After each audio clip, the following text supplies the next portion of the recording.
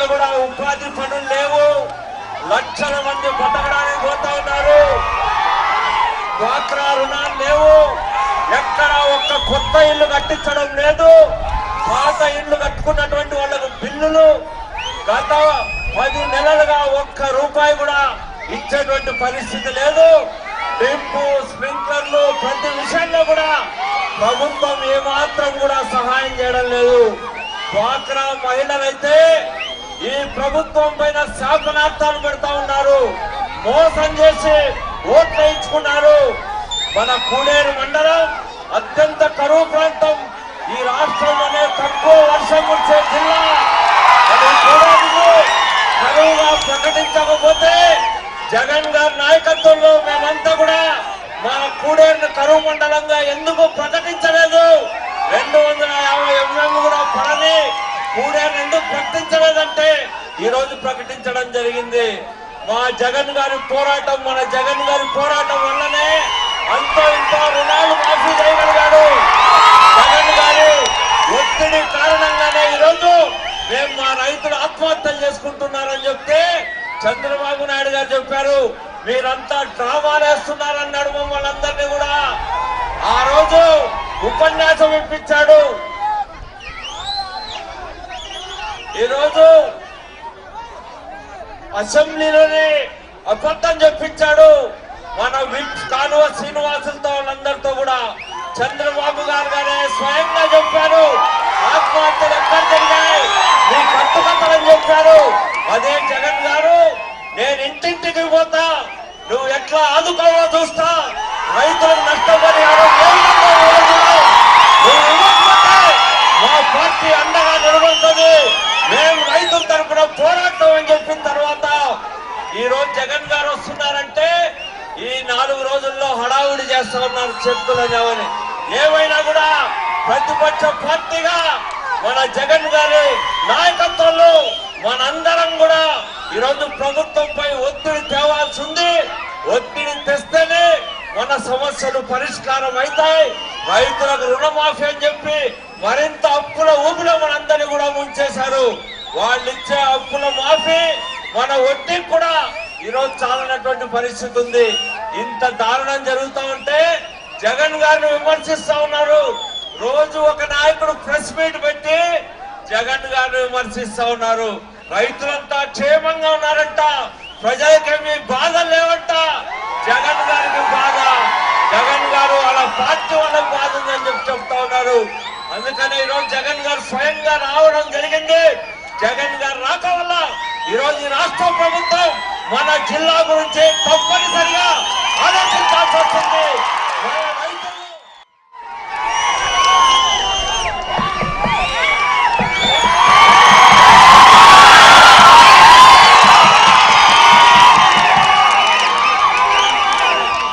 కూడేరు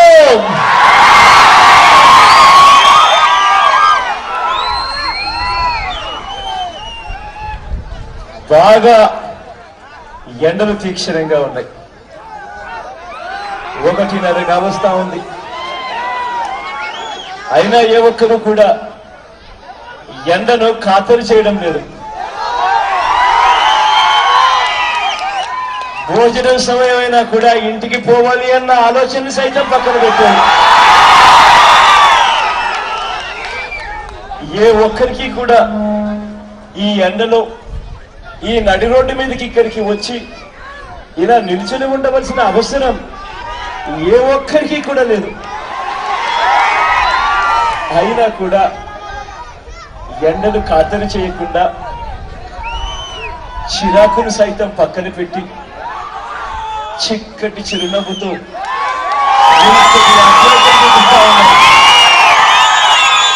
ఇంతటి ఆత్మీయతను పంచిపెడతా ఉన్నారు. మీ అందరి ప్రేమాభిమానాలకు, మీ అందరి ఆత్మీయతలకు, ప్రతి అక్కకు, ప్రతి చెల్లెమ్మకు,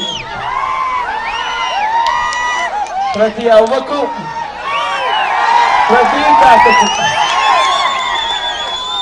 ప్రతి సోదరుడికి, ప్రతి స్నేహితుడికి, ఈ ఆప్యాయతలకు, ఈ ప్రేమానురాగాలకు చేతులు జోడించి శిరస్సు వంచి పేరు పేరున హృదయపూర్వకంగా కృతజ్ఞతలు.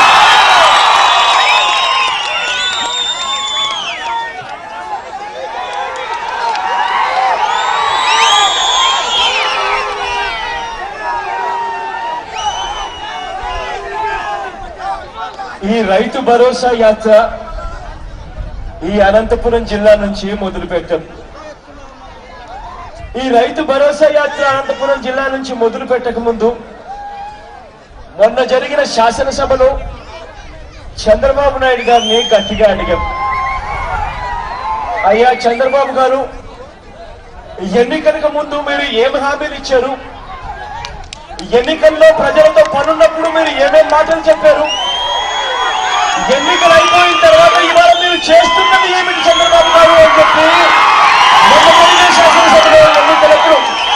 మొన్న జరిగిన శాసనసభలో చంద్రబాబు నాయుడు గారిని ఎన్నికలప్పుడు మీరు ఏం చెప్పారు అని గట్టిగా ప్రశ్నించారు.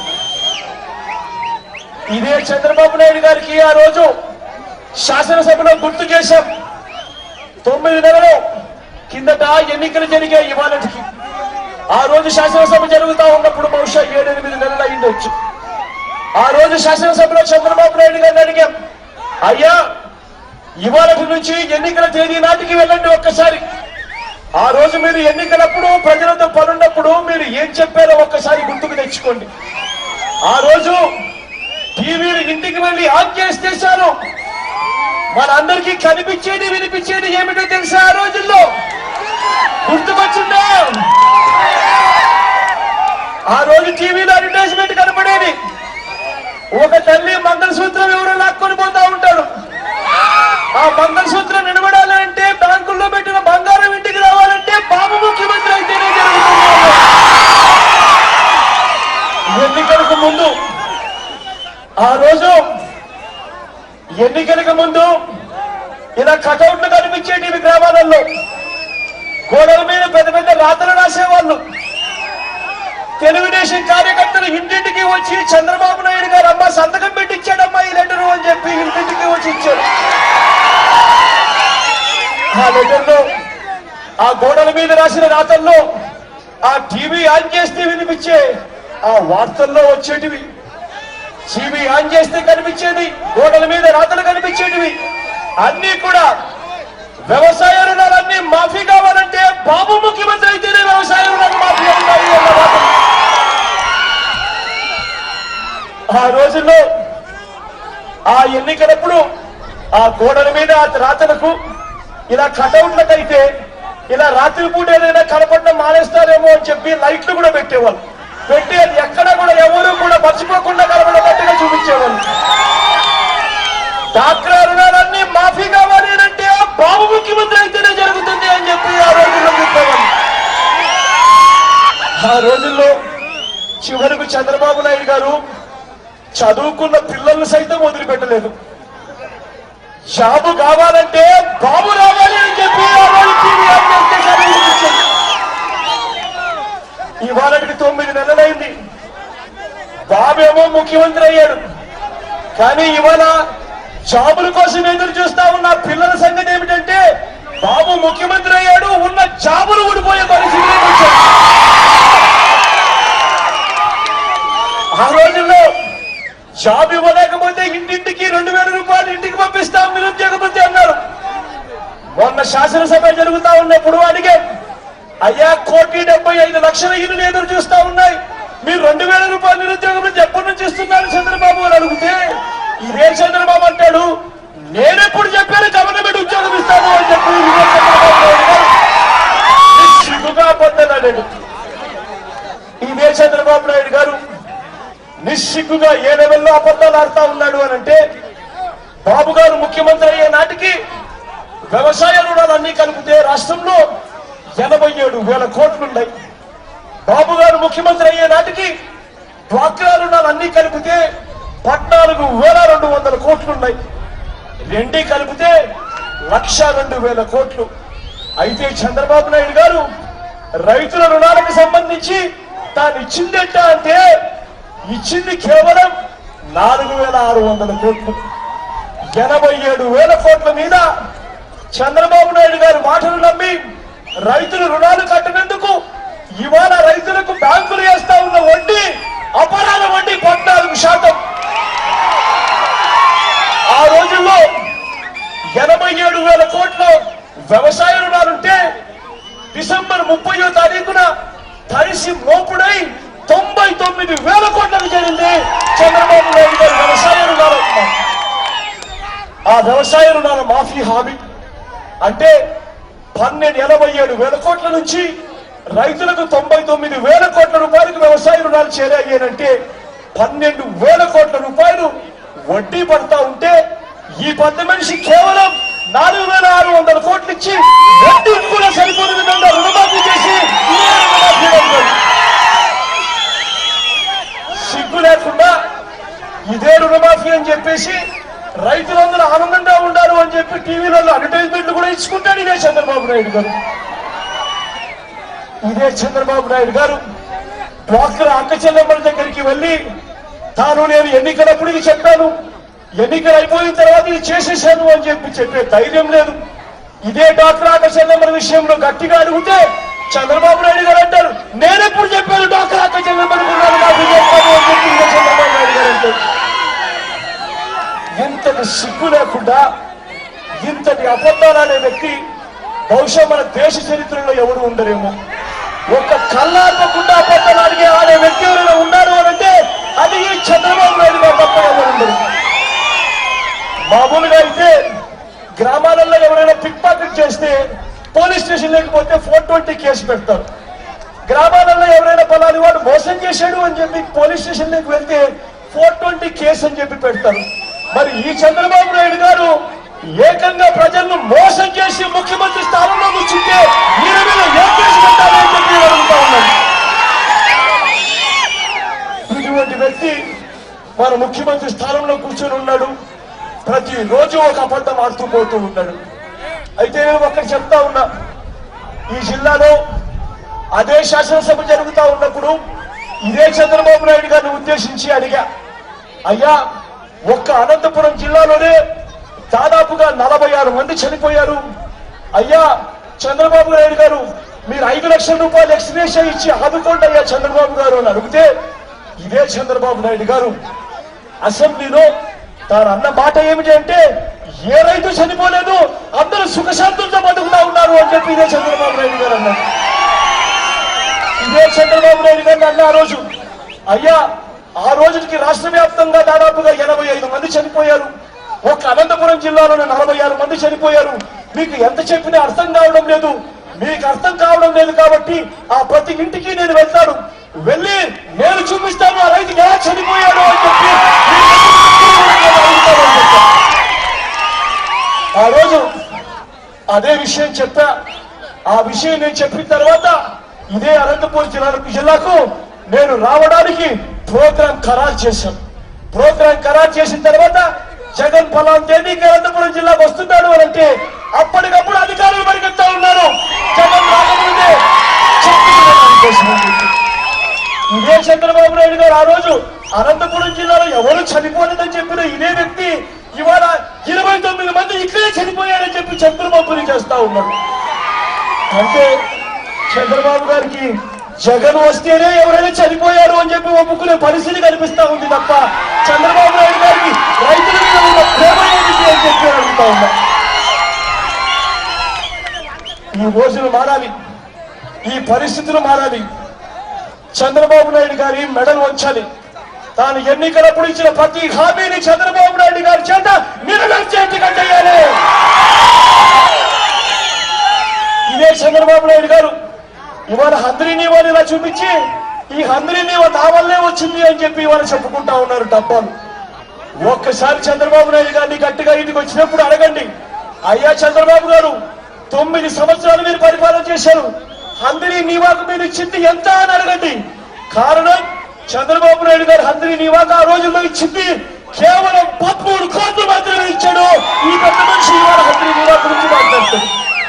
ఇదే హంద్రీ నీవాకు చంద్రబాబు నాయుడు గారు పోయిన తర్వాత దివంగత నేత ప్రీతమ నాయకుడు రాజశేఖర రెడ్డి గారు ముఖ్యమంత్రి అయిన తర్వాత ఇదే హంద్రీ నీవాకు దాదాపుగా 5,800 కోట్ల రూపాయలు పనులు చేయించారు. ఇవాళ కేవలం మరో 1,200 కోట్ల రూపాయలు ఖర్చు చేస్తే అయిపోయే ప్రాజెక్టును కూడా ఇంతవరకు పట్టించుకోకుండా ఇవాళ నేను ఇక్కడికి వచ్చినప్పుడు శాలువాలు కప్పారు, నాకు 60 శాలువాలు నాకు వచ్చాయని చెప్పి ఇవాళ చెప్పుకుంటా ఉన్నాడు. ఇదే చంద్రబాబు నాయుడు. ఈయన చేసిందేమీ లేదు. ప్రాజెక్టులన్నీ కట్టిందా దివంగత లేదా ప్రీతమ నాయకుడు రాజశేఖర రెడ్డి గారు. ఈయన వచ్చి కొలాయం చేసినట్టుగా కొలాయం చేసి శాలువాలు నాకు కప్పారు అని చెప్పి వాళ్ళు చెప్పుకుంటా ఉన్నాడు. ఇదే చంద్రబాబు నాయుడు. ఇవాళ ఒక్క హంద్రీనీవా ప్రాజెక్టే కాదు, కాలేరు నగరి ప్రాజెక్టు తీసుకున్నా అంతే, వెలుగొండ ప్రాజెక్టు తీసుకున్నా అంతే, ఏ ప్రాజెక్టు తీసుకున్నా కూడా చంద్రబాబు నాయుడు గారు చేసింది సున్నా, చేసిందల్లా దివంగత లేదా ప్రీతమ నాయకుడు రాజశేఖర రెడ్డి గారు మాత్రమే. ఇటువంటి అబద్ధాలాడే ఈ ముఖ్యమంత్రిని ఇంటికి పంపించాల్సిన సమయం ఆసన్నమైంది. అందరం కూడా కలుద్దాం, నడుం బిగిద్దాం, చేతులు కలుపుదాం. చంద్రబాబు నాయుడు గారు ప్రభుత్వాన్ని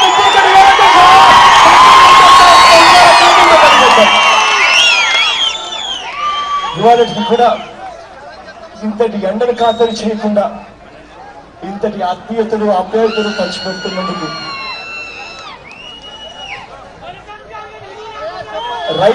రైతన్నలందరికీ కూడా ఒక్క విషయం నేను చెప్పాలి. అదేమిటి అనంటే, ఏ ఒక్క రైతన్నా కూడా కష్టాలు ఉన్నాయి కదా అని చెప్పి ఏ ఒక్కరు కూడా దయచేసి ఆత్మహత్య వరకు పోవకండి. కారణం ఏంటంటే చంద్రబాబు నాయుడు గారి ప్రభుత్వం అతి త్వరలోనే పోతుంది, మన ప్రభుత్వం వస్తుంది.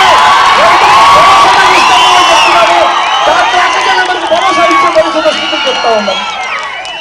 కాబట్టి అందరూ కూడా కలిసికట్టుగా ఒకటే ఈ యుద్ధాన్ని చేస్తామని చెప్పి మిమ్మల్ని అందరినీ కూడా ఈ వేళ ఇక్కడికి వచ్చి ఇంతటి ఆప్యాయతను చూపిస్తున్నందుకు పేరు పేరున మరొకసారి చేతులు గురించి సెలవు తీసుకుంటున్నాం.